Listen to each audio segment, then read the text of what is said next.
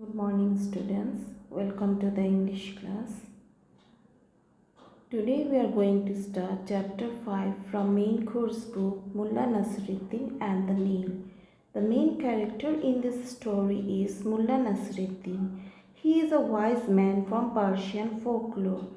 Just like Birbal from ancient India, there are numerous stories about him where he uses common sense and presence of mind to overcome difficult situations.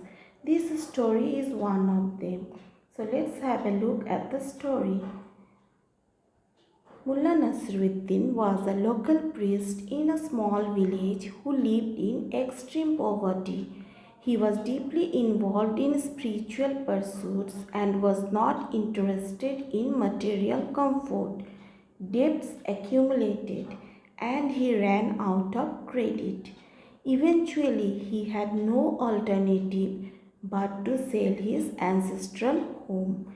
Taking advantage of this situation, his crooked neighbor offered a pitiful price for Mullah's house.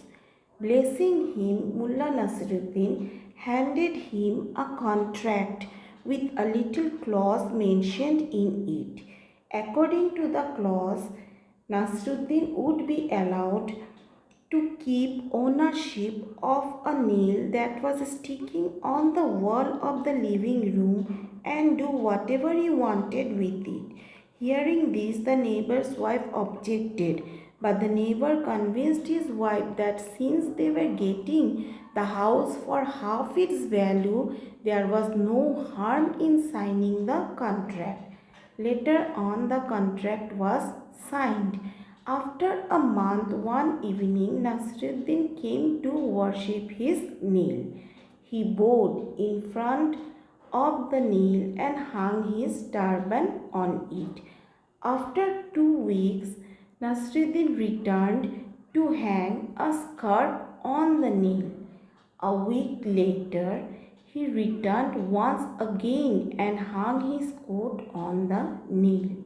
The next day, he came and hung a sack full of cow dung. Seeing this, the wife of the neighbor went red with rage and screamed at her husband. The neighbor too felt that Nasruddin had crossed his limits. So he called for a meeting of the Council of Elders. The assembly of wise men studied the contract and found nothing wrong with what Nasruddin had done.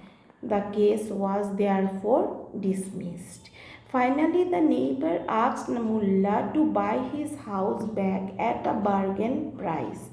Nasruddin happily agreed and moved back to his house.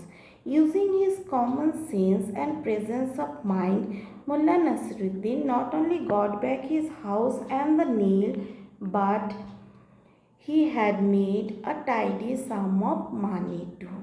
Hope this explanation is clear to you all. Thank you, children.